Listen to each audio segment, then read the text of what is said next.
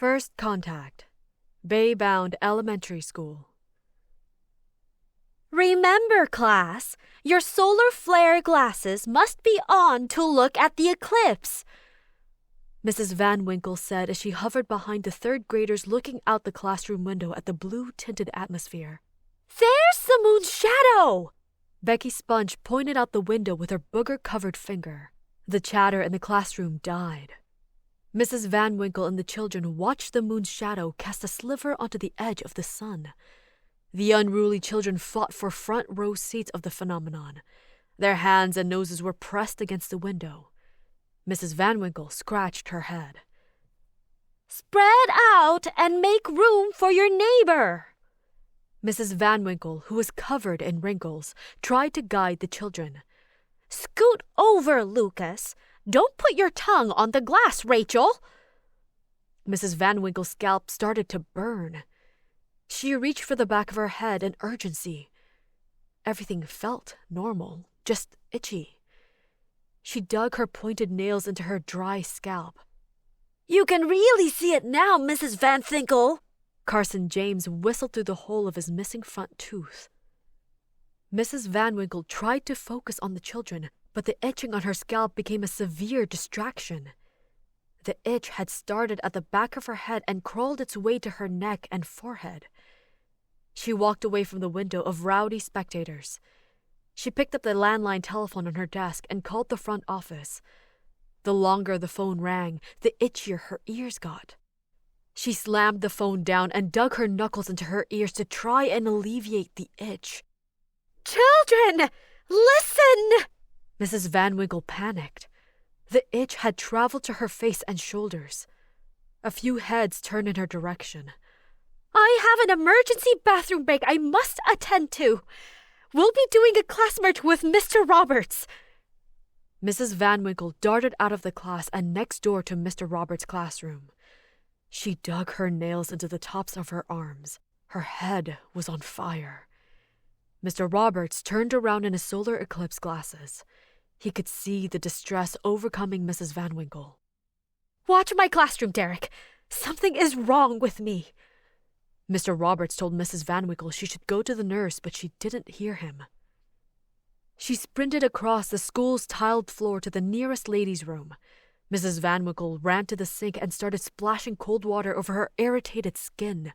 She felt rough bumps on her cheeks and looked in the mirror. Her face was red and covered in bumps that appeared to be ingrown hairs. She reached around to the back of her head and was greeted by a handful of fluff. Mrs. Van Winkle turned to the side and gasped at the stringy brown hair growing over her natural blonde curls. Her hand covered her mouth. She felt something soft graze her hand above her lip. She released her hand and bent closer to the mirror. Brown hair poked through the surface of her upper lip. Hair started popping out of every pore on Mrs. Van Winkle's crinkled face. She felt her cheekbones and jaw break and shift. She grabbed the sink and howled in pain. The uncontrollable itch had consumed the rest of her body. She looked in the mirror. Blood trickled out of her hair-covered face. Her mouth exploded in pain as her teeth started to fall out and pinged around the ceramic sink. Her maw roared into the reflection of the mirror. A new set of razor-sharp teeth tore through her gums. Mrs. Van Winkle's arms and torso had sprouted coarse hair. She looked at her fingertips as they started to sting.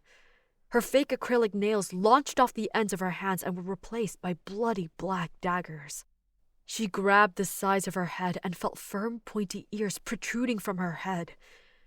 When she raised her arms, she felt a pressure behind her ribcage that she thought was going to kill her. The bright floral blouse she wore ripped in half and fell off her hairy chest. A growl gurgled from her stomach to her throat. She stumbled around the stinky bathroom on itchy legs. A howl blistered the school halls and echoed through the bathroom during Mrs. Van Winkle's transformation. It triggered something animalistic inside of her. Hair filled her jeans and caused an uncomfortable tightness. Mrs. Van Winkle reached down and ripped the denim clean off her monster legs. Another howl came from the opposite direction of the school. Mrs. Van Winkle cranked her neck towards the sky and yowled an eerily high-pitched warning call into the air. She lost all senses of her human nature. Emotion no longer disrupted her thoughts. She was free and hungry. The creature shook its body and ruffled her fur into place. The fabric on her tennis shoes burst at the seams. She stepped out of the soles and into the hallway with the claws on her feet leading the way. Mrs. Van Winkle's ears moved around like radars. There were doors slamming and locking around the hazy building. Children were crying for their mothers. She breathed through her wet snout and smelled the fear in the air. It smelled like a home-cooked meal. The beast headed down the hall with drool slinging out of its mouth. The hair in her ears picked up a vibration of movement coming from the east hallway. She crouched down and moved on high alert. Around the corner, standing in the middle of the hallway, there was a child wearing overalls and glasses. Mrs. Van Winkle sneered at the treat and slapped her tongue around the inside of her jaws. The child was crying until it saw the werewolf. "Monster!" The child screamed and pointed at Mrs. Van Winkle. She felt the little boy's fear and was stunned by confusion. For a moment, she felt worried for the child's well-being. A hand snatched the hysterical child and yanked him into a classroom. The door slammed and locked. Mrs. Van Winkle's stomach ached. She ran to the door and clawed across the wooden grain. A collective group of cries leaked from underneath the crack of the classroom's door. The harbored fear behind the door sent Mrs. Van Winkle into a frenzy. She smashed her shoulders into the door until the transparent window shattered. The glass rained over the werewolf, but it didn't stop the aggression. The wood began to weaken and crack under the beating. "Over here, mutt!" a male's voice called out. Mrs. Van Winkle turned to see Principal Watts at the end of the hallway, clapping his hands and stomping his feet. Hot air spilled out of her snout and slobbering mouth. She dropped to all fours and sprinted at Mr. Watts. He ran around the corner and led Mrs. Van Winkle away from the classroom full of children. She passed by severed, tiny limbs as she chased the principal. She could see him in infrared vision and was getting close to reaching his heels. The beast reached out a paw to swipe the man's feet from beneath him. Instead, something barreled into the werewolf's body. Mrs. Van Winkle rolled onto the ground, a door shut behind her. She growled and pounced from the ground in defense. The room was dark. The only source of light came from a red flashing smoke alarm on the ceiling. Bookcases surrounded her. She was in the library. Mrs. Van Winkle's vision adjusted. A glowing red figure moved in front of her. She stepped forward and stumbled over something on the ground. The beast crouched down and examined the body of another werewolf. It had been slain. The lights flickered on. Mrs. Van Winkle was surrounded by the dead bodies of other werewolves. They had gashes across their faces and chests. Their blood looked like oil. Her gaze lifted to a set of angry black eyes. They belonged to a broad-chested lycanthrope. He had thick gray and black fur and a scratch over his left eye. Mrs. Van Winkle instinctively knew he was an alpha wolf by his mighty energy. Mrs. Van Winkle stood and eased her way around the room. She put a table in between them. It had a deceased, white-haired werewolf draped across it. The creature watched her back up to the door. She tried to escape. Before he could pounce on Mrs. Van Winkle, the side door in the library nearest to him opened and another smaller werewolf was thrown into the room on top of a pile of books. Mrs. Van Winkle realized the humans were trapping those who had transformed in the library. The alpha wolf was killing off his pack instead of forming together to fight back. The alpha wolf approached the newcomer.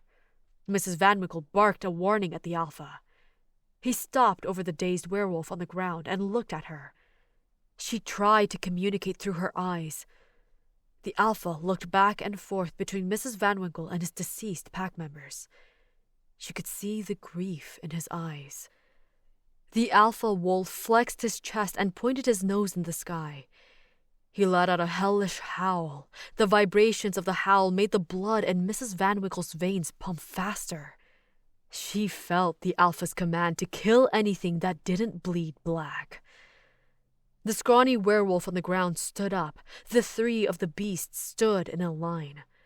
The alpha huffed and puffed. The trio were connected through their senses. They squared up and bum-rushed through the library door.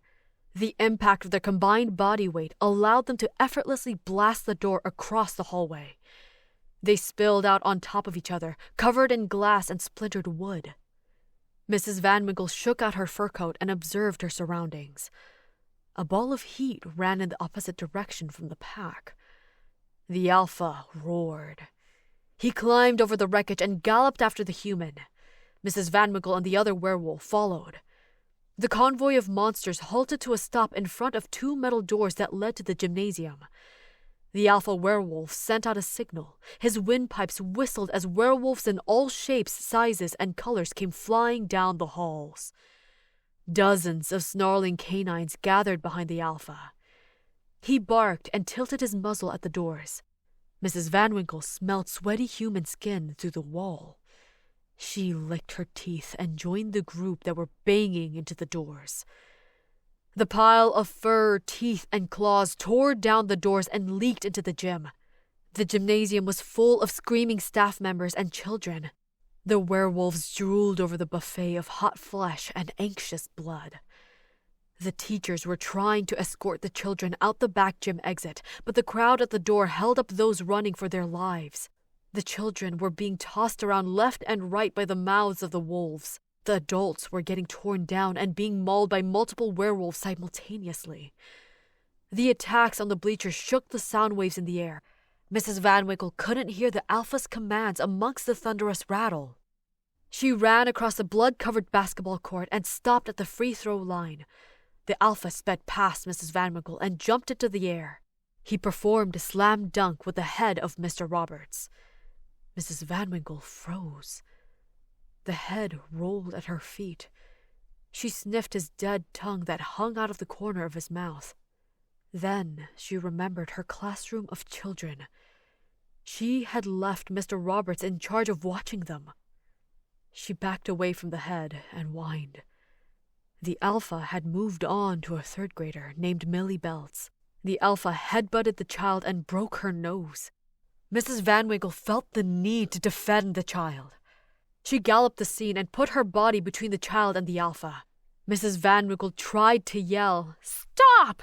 but couldn't form the words out of her elongated snout. The alpha backed away and made a combination of noises from howls to barks. Suddenly, a flaming wooden hockey stick exploded out of the center of the alpha's chest. Burnt hair rained on Mrs. Van Winkle and the fallen child. The school's gym teacher stood behind him wearing the fur of one of the werewolves on his back. It was completed with a hood that had a set of werewolf ears. The alpha stumbled to his defeat.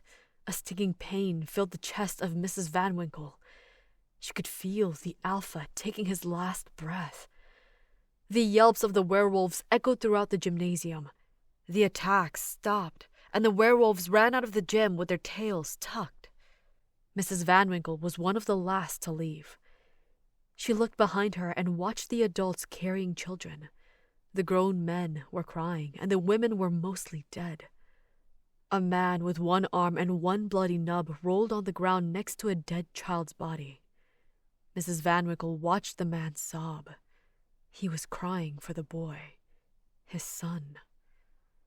Mrs. Van Winkle felt his grief. She decided the father shouldn't grieve his son and ended his life with her teeth sunk into his throat. The man never screamed, only cried. The solar eclipse outside shifted into second contact. Second contact. Rolling Meadows Nursing Home. Time of death, 3:45 p.m. Registered nurse Lamia Washington pulled her stethoscope off the chest of 84-year-old Donna Milton. "That's the fifth one in 10 minutes. The nurse aide pulled the bedsheet over Donna's gaunt face. Code reds were signaling from every room in the nursing home.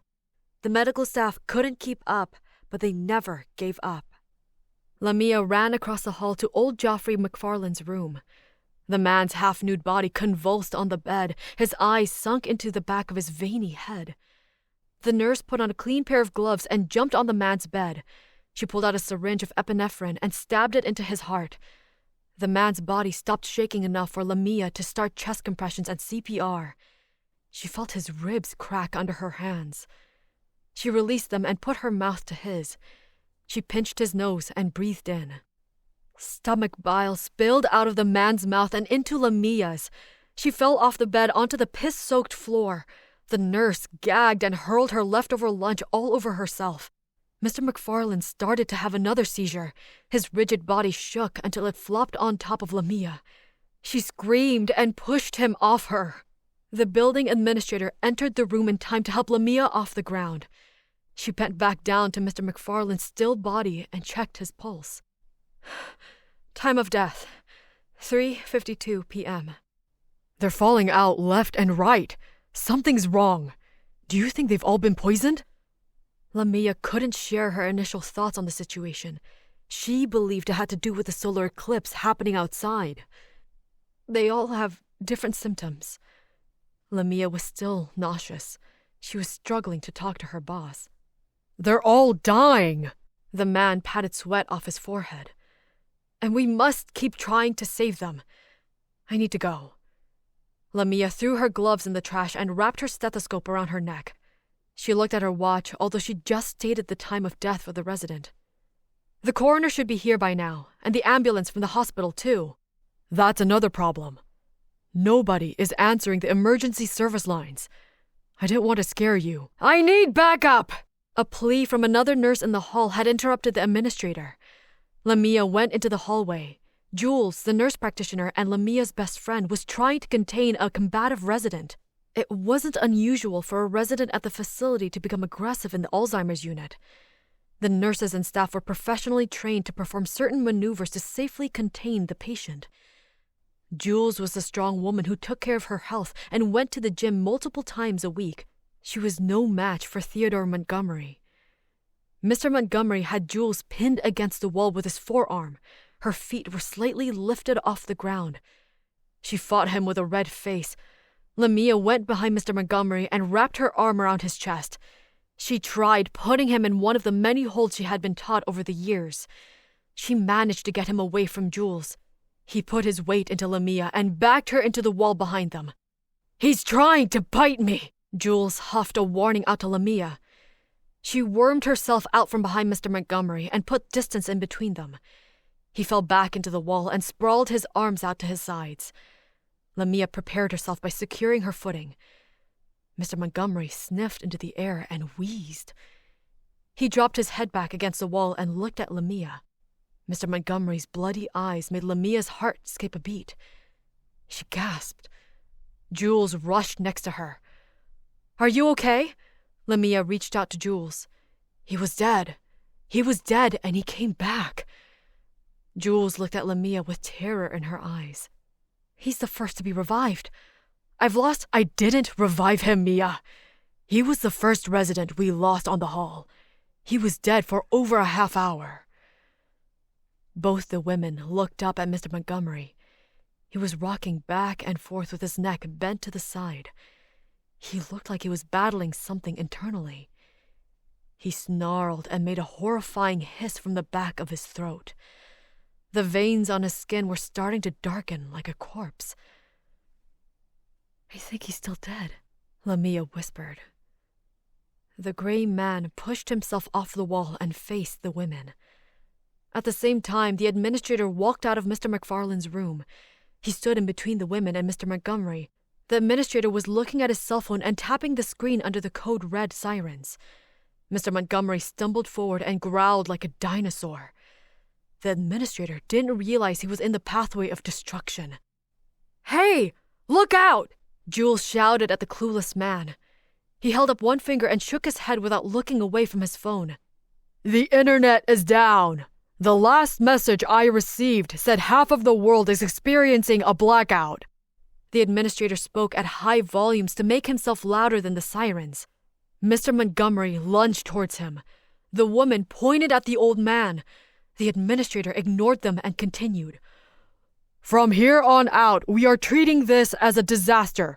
Follow the manual." Mr. Montgomery's jaw was hanging wide open when he stopped behind the administrator. He grabbed the man by the shoulders and bit into the side of his head like it was a crunchy taco. The cell phone flipped across the floor out of his hand as he yelled. Mr. Montgomery ripped away a chunk of the administrator's scalp with the hair still attached. The women watched Mr. Montgomery chew and swallow the piece whole. The administrator landed an uppercut to Mr. Montgomery's chin. The carnivore ate the punch and chomped his jaw at the administrator for another bite.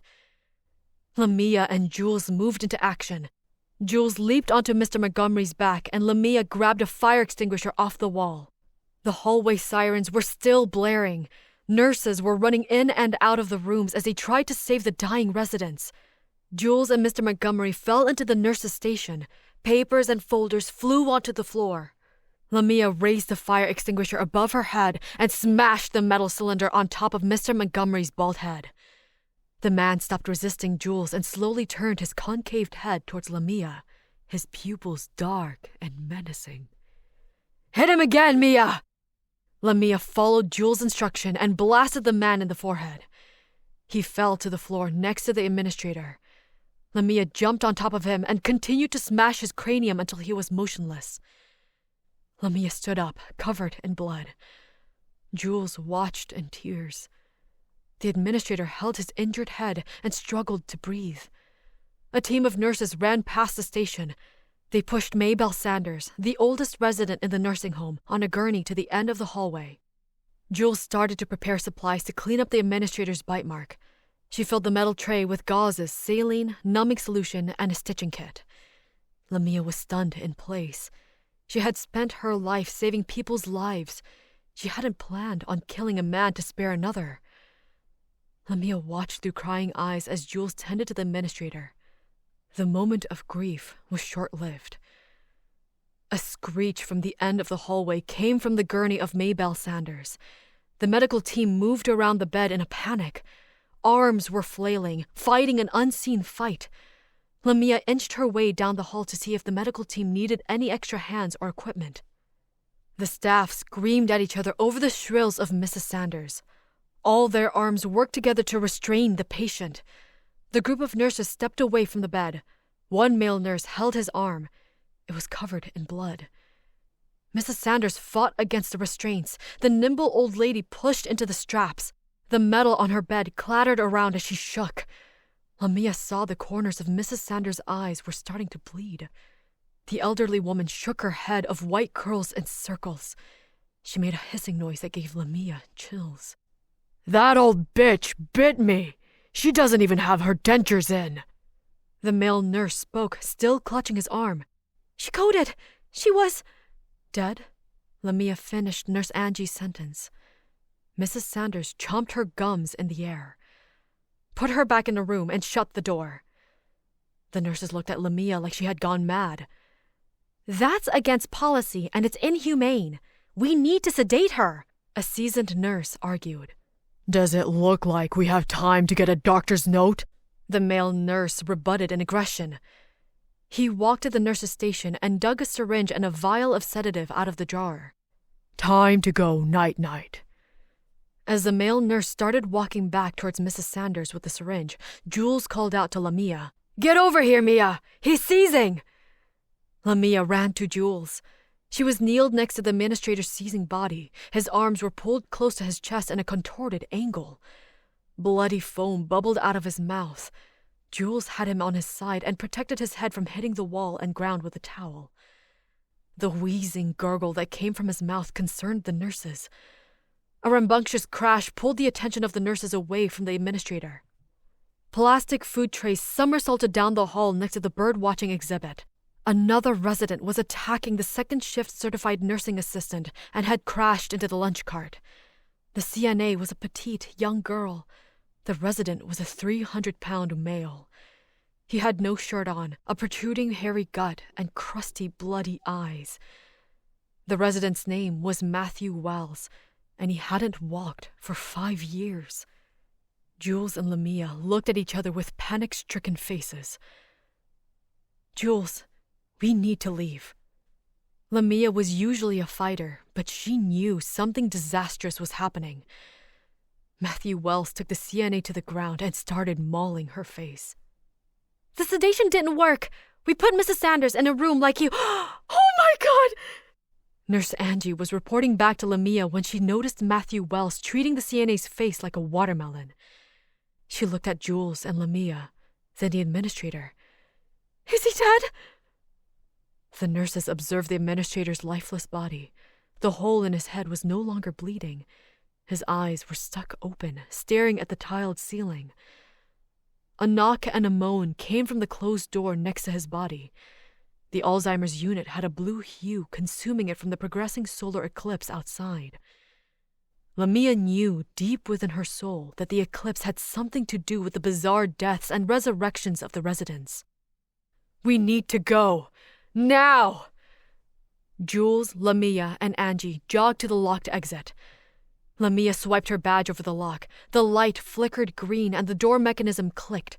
The 3 women hurried into the lobby of the nursing facility. The blue filter of the eclipse followed them. The lobby was silent, and the secretaries weren't behind their desks. Lamia looked out the 3 bay windows in front of the secretary's desk. The normally busy road was deserted. "We need to check on the other halls." Angie pointed at the other locked metal doors. There were 4 halls surrounding the lobby. The Alzheimer's unit was Hall D. Hall A and B were for residents that did not have the Alzheimer's diagnosis. Hall C was empty and used for storage. "We should go to Hall C where it is safe. We can call the nurses' stations on the other halls and check on them. If it is a mess like our hall, then we can encourage them to come to Hall C as long as they haven't been bitten." Lamia was quick to think of a plan. "What do you mean, as long as they haven't been bitten?" Angie questioned. Jules knew what her friend had meant.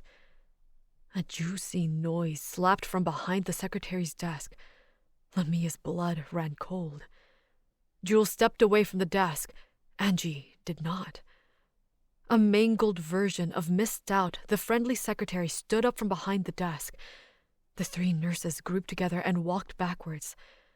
Miss Stout had hair and brains dangling from her agape mouth. She sniffed the air under her bleeding eyes. Lamia looked at Hall C's entrance behind the zombie's head. She knew they would have to fight and conquer the cannibal to reach the safe zone. The closest weapon to the nurses were steel waiting room chairs. Lamia took a step forward. The other nurses stopped. "Lamia, we need to run," Jules whispered. Before Lamia could respond, Angie sprinted across the lobby. Miss Stout was alerted by the movement. She dove over the counter and landed on the carpet. Angie reached the Hall C door and grabbed for her lanyard. She lifted the end of the lanyard up. It was empty. She did not have her badge to unlock the door. Miss Stout crawled for a moment and then stood on wobbly knees. She let out a screech that sounded like a newborn baby's cry. She held out her bloody hands and ran like a drunk man towards Angie. The nurse battled for as long as she could to avoid the zombie's mouth. Lamia and Jules went to aid Angie when they realized she was being overpowered. Miss Stout's chipped teeth inserted into Angie's arm seconds before Lamia pulled her to the ground. Angie held the bite mark. "Go! It's too late for me!" Angie pleaded with Jules as Lamia smashed the zombie's head in with her sneaker. Jules unlocked the door with her badge. "Mia, let's go!" Lamia stopped stomping the flattened head. She turned to her friends wearing blue scrubs. Angry tears rolled off her chin. She regretted not acting sooner to help Angie. Angie grabbed Lamia by the arm and pushed her into the threshold of Hall C with Jules. Angie slammed the door before any word could be exchanged. Lamia collapsed onto Jules and started to sob. Both women held each other in the pitch-black hallway. Lamia pulled away and wiped her face off her scrub shirt. Jules hit the light switch next to the door. The lights blinked on and revealed the abandoned nursing home hallway. It was full of unused beds and broken medical equipment. "Let's call the other halls," Lamia said and walked over to the nursing station. The phone was the only thing on the station's desk space. Lamia picked up the phone and dialed the extension to Hall D. The receiver rang in her ear. There was no answer. She tried the other 2 halls. No answer. She tried again and again to contact someone in the facility. Lamia looked away from the phone at Jules. She was leaning against the wall, holding her side. "What's going on? Are you okay?" Lamia went to her friend's side.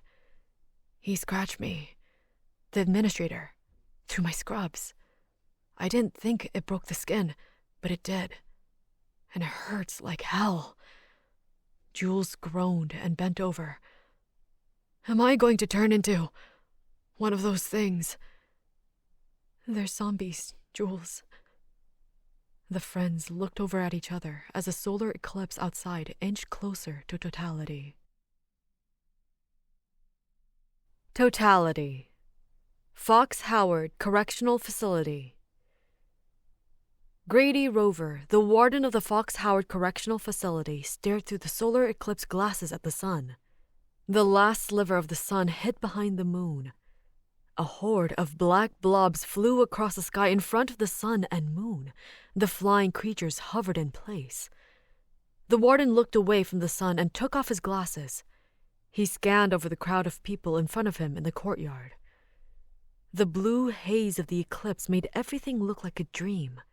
The warden checked the behaviors of the inmates and the locations of the correctional officers on the ground. There were 5 officers circling the courtyard. The prison cells enclosed the space with enormous concrete walls and barred windows. The inmates were spread out across the basketball courts and grassy lanes. Some of the higher-risk inmates were shackled to each other. The inmates pointed at the solar eclipse with smiles on their faces. Grady loved to see enjoyment out of the inmates. It was better than the shank and drug wars going on inside of the facility. The warden put his glasses back on and looked at the covered sun. The flock of flying blobs were lower than before. He took his glasses back off and observed them further. He could hear audible squeaking noises coming from the flock. He squinted. The black blobs were bats. There were hundreds of them. "Ah!" A scream echoed off the courtyard's walls near the east wing. The warden tried to see where the scream was coming from, but was distracted by the hordes of bats swimming above the inmates' heads. The bats were diving down and landing on the inmates. The organized groups of khaki-wearing men had scattered into one large panicked mass. The warden stood on top of the stairs next to his office door. He reached inside and grabbed his radio. "Code Blue, order the inmates to go inside." The guards on the ground were not paying attention to their radios. They were trying to keep a safe distance from the crowd. The warden noticed one of his 5 officers swatting a bat away from his face. "Get them in the housing units!" Grady screamed over the radio. The inmates under attack spun in circles with their arms flailing above their heads. A few of the inmates had fallen to the ground. The majority of the crowd was moving towards the prison doors. There was no telling if the prisoners were going to their designated locations. The warden expected there to be misplaced inmates at the end of the chaos. He reached back for his radio to page the medical staff. "This is Warden Rover, calling medical." "This is medical." The quick response over the radio consoled the warden for a moment. "There has been an incident in the courtyard. I'm going to need all available medical staff on deck. Please start sending a team this direction." "Copy that, Warden Rover." The warden was relieved to know backup was on the way. "Warden Rover calling to Deputy Warden Scallon." The warden knew he needed more officers to help manage the crowd. There were now dozens of men lying on the basketball court and several more spread out between the prison doors and the warden's office. "Deputy Warden Scallon, go ahead. I need you and any available COs down to the courtyard." "Already on it, sir." Grady wiped the sweat off the back of his neck. He felt helpless to watch his staff struggle with directing the frightened group of prisoners. The bats were still diving down and pecking at the men. They were piled up in a line at the doors. A stray bat fluttered its way over towards the warden like a butterfly in a field of flowers. The warden swiftly moved into his office and shut the door. The bat smacked into the window. The warden waited for the bat to knock itself unconscious. He remembered birds flying into his grandmother's patio door and knocking themselves out. Some of them would die, but the bat was ruthless. It smashed repeatedly into the office window until it began to crack. "This is Warden Rover. All units reporting to the courtyard need to be aware. There are bats attacking staff and inmates.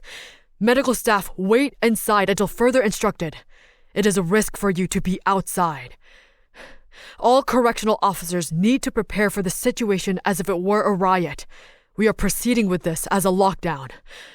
All inmates need to be taken inside and to their cells so medical can work in a safe environment. Rover out." Grady was out of breath. The bat was still pinging against the window. "We have a team on the way, sir. We will have a delay grabbing the riot shields and gear. Deputy Warden out." The radio started to screech like the bats outside. Everyone!" A stuttering voice came over the radio. "We're hurt. The bites are killing us."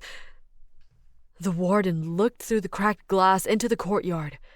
The prison doors were shut, and the courtyard was full of bodies. 3 were correctional officers. He saw one of them leaning against a basketball pole. The officer dropped his radio away from his mouth. "This is C.O. Belmont. We are working on containing the inmates. Copy." A less distraught voice came over the radio. It was an officer that made it inside. "Put them all in cells immediately. It doesn't matter if they are in the appropriate cell or not. Just get them on lockdown so we can contain this fucked up shit." The bat smashing into the window and the tragic incident outside caused Grady's blood pressure to rise. Suddenly, something square and large smashed the bat flat into the window. Deputy Warden Scallon's face appeared in the window of the door. Grady opened it. The deputy entered with wide eyes. He set down the riot shield he used to smash the bat, then he held his radio to his mouth. "This is Deputy Warden Scallon. All men must have on their riot gear and be carrying a riot shield when entering the courtyard. Scallon out." Scallon handed the warden an extra helmet he had been carrying in his backpack. "What is going on out there?" The warden looked out at the courtyard through his open office door. "I think it's a solar eclipse. Call me superstitious, but when have you heard of a bat attack? Bats have rabies. Close that door." Grady did not want one of the bloodsuckers to enter his space. As Deputy Warden Scallon closed the door, a figure rose up in the office window. The being twitched. The masculine silhouette straightened out. Grady could see the figure had a broken neck. The shoulders rose and the being's head cranked sideways, snapping its neck back into place. The human-like figure had pointed ears and a long jaw. Grady moved fast to the office door and locked it. "Who is that?" Warden Rover asked his deputy. The figure turned and walked closer to the glass, revealing its ghoulish characteristics. A raw-boned hand came into view. There were black pointed nails at the end of its slender fingers. The claws touched the window and scratched down the surface. The screech was unbearable. Both wardens put their hands over their ears. The pale-faced creature pressed its forehead against the window and looked inside at the men with yellow-coated eyes. Its triangular tongue skimmed across pointed teeth. Fangs. "If I'm not mistaken, sir, that looks like a vampire." Both men watched the vampire's breath fog up the window. "The bat. The one you hit." Grady concluded the bat trying to get into the office was the vampire standing on the other side of the window. A crew of correctional officers dressed in riot gear and carrying shields entered the courtyard below the warden's office. Rover and Scallon saw the crew below, behind the vampire. The men in uniform started checking on the inmates lying on the ground. The vampire heard the commotion and turned around. It was difficult for the wardens to see through the cracked glass into the Eclipse's navy atmosphere. The vampire leaped into the air and disappeared. Bats were still scouring the area. Scallon grabbed his radio. "Scallon to officers. Proceed with caution. What is the prognosis on ground?" Rover and Scallon both felt their masculinity depleting. Neither of the men felt brave enough to leave the office. "Ludwig to Scallon. They're not breathing. They're all dead. 2 officers down. The bats are still aggressive. Ludwig out. Warden Rover to officers. Retreat indoors until further instruction." Rover responded with his own radio. Scallon looked at Rover with intensity. Grady held down the radio's button again. "What is our update on lockdown?" The silence on the radio was replaced with screams coming from the courtyard. Rover and Scallon ran to the window and pressed their faces against the glass for a better view. The bats were attacking the officers in groups. Half of the men in uniform were running back to the doors. The other half were losing the battle to the dozens of bats swarming them. The vampire that was previously looking into the office window was standing in the middle of the courtyard. He held his arms out and orchestrated the bats and their movements. The vampire pointed his hands up. The bats gathered in the sky. The vampire pointed at the group of men running for the door, and the bats moved like a wave in their direction. "We need to get out of here." Scallon gave Rover a sad look. Grady Rover's office was not attached to the building. It was a solo square box isolated away from the other buildings. The wardens could not access the inside of the prison or the world outside of the walls. They were trapped, and the bloodsucker outside knew it. "The closest door is about 30 yards away. I don't think we will make it. We will die if we stay. If we run, there's a chance we can make it." Rover knew Scallon was going to run no matter what he said. "Belmont to Rover," the radio chirped. "Go for Rover. We have inmates contained in cells. Everyone who has been bitten by the bats have died. Some of the bodies are in cells. Others didn't make it there. The prisoners are freaking out." Rover could hear the inmates yelling through the radio speaker. "Stand by and monitor the inmates. Rover out." Grady looked out the window into the courtyard. The lead vampire was staring back at him. "We will never make it. You know that thing is faster and stronger than us." Scallon listened to Rover and nodded. "Both of us can't make it, but one of us could." Rover twisted his face at Scallon's words. "What are you saying, Deputy?" "You have kids, Rover. I have nobody. We need to get you home safe." Rover shook his head. "No." He looked at the desk of his daughter and son playing by the ocean. "I can't let you do that." Rover felt tears filling his eyes. "Rover, he's waiting for us. He knows we can't go anywhere." Scallon's eyes pleaded with Grady. "I am going out regardless. I won't go down without a fight. Let me distract him so you can run." Grady nodded. He could not imagine his children growing up without him. The sun was slowly starting to reveal itself again when Rover finished dressing himself in the riot gear Scallon had brought for him. He wrapped the spare jacket around his neck and wore it like a scarf. Scallon did not put any extra protection on. He stood by the door and waited for Grady to exit. The men looked at each other in reassurance. Scallon held up his rifle and opened the door. The men jogged down the staircase. Scallon kept his aim on the vampire in the courtyard. The correctional officers in the yard had fallen from the attacks and were no longer moving. The wardens reached the bottom of the stairs. Scallon put himself in between Rover and the vampire. The vampire's head tilted sideways. He held his finger in the air and started swirling it in circles. The group of bats gathered into one mass and spun with the direction of the vampire's finger. A bat tornado circulated. The wind from the wings pushed into the air and blew past Rover and Scallon. The mass spun towards the running men at a high speed. Scallon couldn't protect Rover or himself from the bats.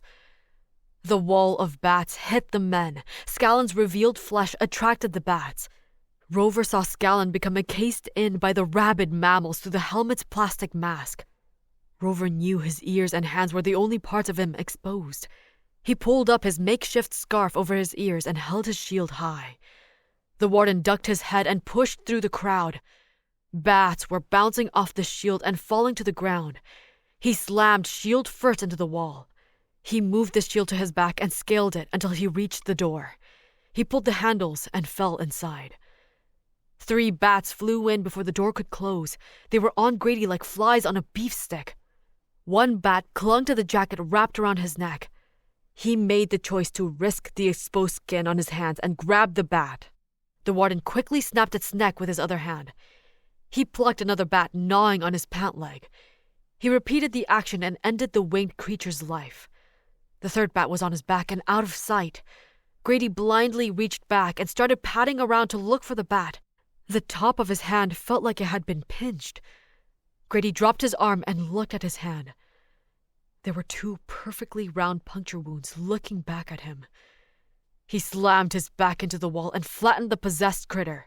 He made sure it was dead and then locked the door. "They're coming back to life!" The warden's radio sounded from his belt. "Repeat traffic!" "I had to lock myself in a cell." The warden scrunched his face. "Warden Rover to officer. I am not understanding your traffic." "The bite kills. They come back to life after 15 minutes. They're attacking each other. The dead ones are attacking the ones who weren't bitten. There's so much blood." Grady's blood ran cold the same time his hand started to burn. "Are you safe, officer?" Grady felt shame in not knowing which officer he was speaking with. "There's a steel door in between me and a bloodbath. Officer Belmont did not make it." The radio went silent for a few seconds. The unidentified officer whispered, "I don't want to die." Grady blinked away tears. The warden struggled to focus on a plan due to the pain of the bat bite. "I would advise all staff to stay indoors. If you have been bitten, isolate yourself. There is no emergency plan for an event like this. Do whatever you need to do to keep yourself safe." Grady felt disappointment smother his thoughts. A vampire invasion was not within the warden's job description. The appropriate response would be to call the Federal Bureau of Prisons and report a breach of containment. The report would provide military intervention services. The pain in Grady's hand increased and traveled up his arm. His veins were bulging out and pulsating. The number to the Federal Bureau of Prisons was in his office with his cell phone. Since he had been bitten, he knew he could not fully enter the prison and expose himself to the staff members. There were no other available phones that did not have people near them. "Warden Rover to Secretary." "Secretary." "What are the conditions at the front desk?" "Everyone is a little worked up, but okay. All departments have checked in via email. It looks like the prison dorms and courtyard are the only places encountering issues." Mary, the warden's long-term secretary, sounded scared. "Mary, I need you to call the Federal Bureau of Prisons and report a breach. We need manpower out there." The warden gripped his wrist. He bent over in pain. His head started to ache. His heart rate was noticeably high. The pain from the bite traveled from his hand to his heart. He placed a hand over his heart. The venom from the bat's bite was slowing down his red blood cells and causing his heart to work in overdrive. "Copy, sir." Mary put down her radio and picked up her phone. She dialed the top number to her emergency list of numbers. The sound of a busy dial tone quacked in her ears. The warden swayed around the back entrance lobby in agonizing pain. Every vein in his body was filled with vampire juice. Grady felt himself becoming weaker. The valves around his heart started to clog. A blood clot built up in the side of his neck. Grady stumbled towards the door on wobbly legs. His vision was closing in on the edges of his eyesight. He fumbled with the latch on the door. Grady Rover fell unconscious seconds before releasing himself into the courtyard. Third and fourth contact. National broadcast message. An unexplainable occurrence of supernatural mayhem shook the world. Fantasy characters came to life during the hours of the solar eclipse. The creatures have been identified under a historical evaluation over the category of folklore. The simplified classifications of these creatures are werewolves, trolls, zombies, dragons, vampires, and mermaids. Many of the creatures are still unidentified. It is encouraged to report a sighting to your local authorities. If the emergency numbers are busy, call 325-395-3470 and leave a detailed message about the sighting. Conspiracy theorists are saying the solar eclipse is to blame. Scientists are stating that the phenomenon has defied all odds against nature. There are safe houses located in several locations around the city. There are medical professionals working rounds in the safe houses. If you cannot reach emergency services, please try to seek shelter at one of these locations. The locations of these safe houses can be found at www.sfhousesinmyarea.org. Enter your zip code to find the safe house nearest to you. For more information, stay tuned to your local radio broadcasting networks.